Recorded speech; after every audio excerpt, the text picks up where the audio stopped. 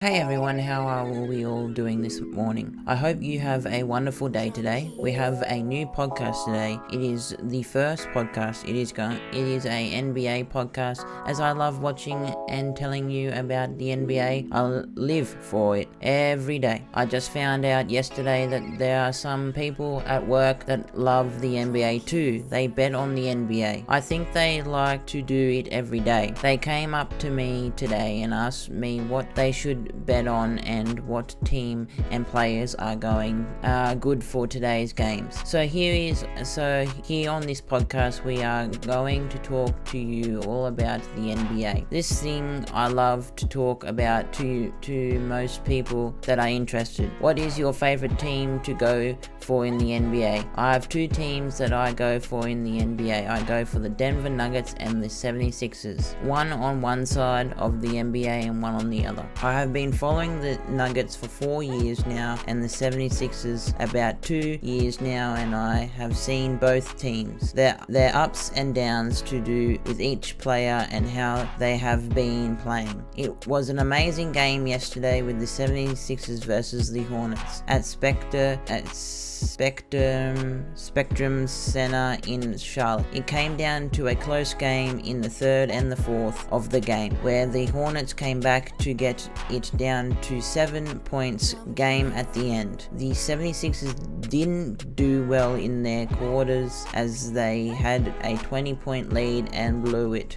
There was almost a bad thing that happened throughout the game. I thought that Shake Milton had got himself injured when he stepped on LaMelo Ball's foot to roll his ankle, but we were lucky that he came back out and was okay. He ended up getting 13 points, but the player of that game was Joel Embiid, who got 34 points and got the win for the 76ers. He was only allowed to play so many minutes as he had a back injury which was playing up for him throughout the game last night. LaMelo Ball played amazing for his Hornets team as he always does, but I think he's going to get Rookie of the Year as a third round pick in the 2020 draft. He didn't do so well over here in the NBL of Australia. I think he is more of an NBA player. He just shows so much push when he is on the court. That's the game I was listening to at work yesterday as I go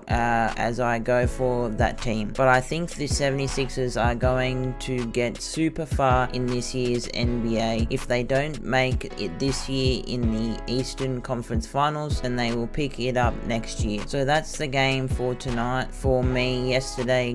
So that's the game of the night for me yesterday's game. But let's look at tomorrow's games. So if I can pick the games for tomorrow. But before I do that, I have some news from yesterday's game. The Miami Heat let another lead slip as they fell to the Washington Wizards 103-100, making it 7 losses for their past 8 games. Last year's NBA Finals have gotten the 2021-20 campaign to a slow start, and now it sits at 7-14 on the season. Good for 13th in the East Conference after giving away a 10-point lead late in the fourth quarter against the Charlotte Hornets early in the week, which saw them eventually lose in overtime. The Heat struggled to close out the NBA worst 4-13 Wizards on their home floor. They lead a 13-point lead in the third quarter and entered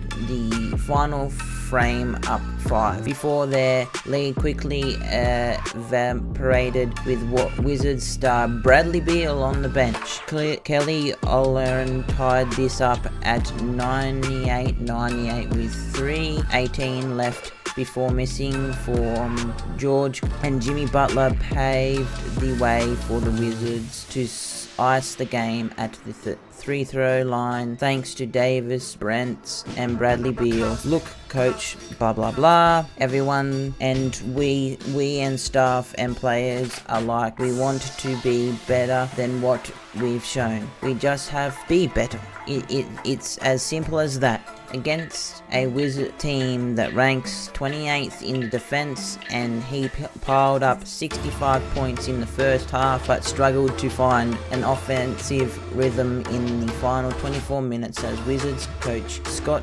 Brooks went to the zone defense, limiting them to just 13 points as they outscored them 26-18 in the final frame. Tyler Hero led Miami with 20 points on an 8 of 15 shooting, while Butler added 19 points, 9 assists, and 8 rebounds, and Bam Adebayo 17 points, 11 rebounds, and 6 assists. The short answer is no, not yet, just yet. While many expect the Heat to build an last season run, injuries and COVID-19 have robbed them of lineup, using 14 different starting lineups already. The trio of Jimmy Butler, Gordon Dragic, and Bam Adebayo, who were central to the success last season, having only played 46 minutes together per NBA Stars, with Wednesday's loss to the Wizards just the other day,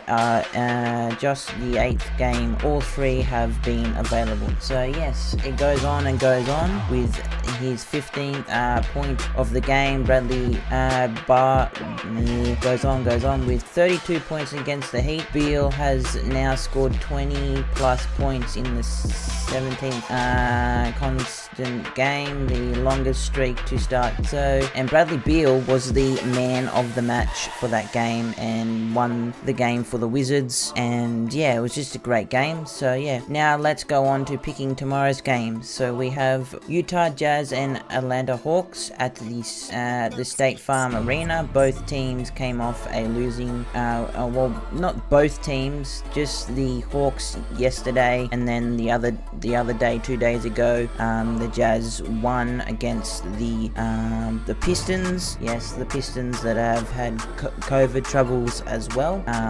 Yes. So it's 11:30 a.m. game. There is a fired up for the Hawks to get a win as the Jazz win a home game against the bottom team Pistons. We have both great stars, Donovan Mitchell and Trae Young, who are doing super well for both teams. I know that Rudy Gobert is a great defensive player and he also gets a lot of fouls to put him to the line most of the time in his games, as he is a big man and a center player. To be honest, I think that the Utah Jazz are going to win this game. It'll be a close game as both teams are doing super well, but I don't think that Atlanta Hawks are going to get the win, as they are a bit of a hit and miss team most of the time. But if Mitchell and Rudy go back, I am going to do super well and try to win them the match. We then have a 11 a.m. at the same time as the Jazz and Hawks game, the Warriors v the Mavs. The Warriors are coming off a loss against the Celtics. Very close game that was. Steph Curry is doing amazingly. I can't believe he got 62 points in December, just playing super well. I don't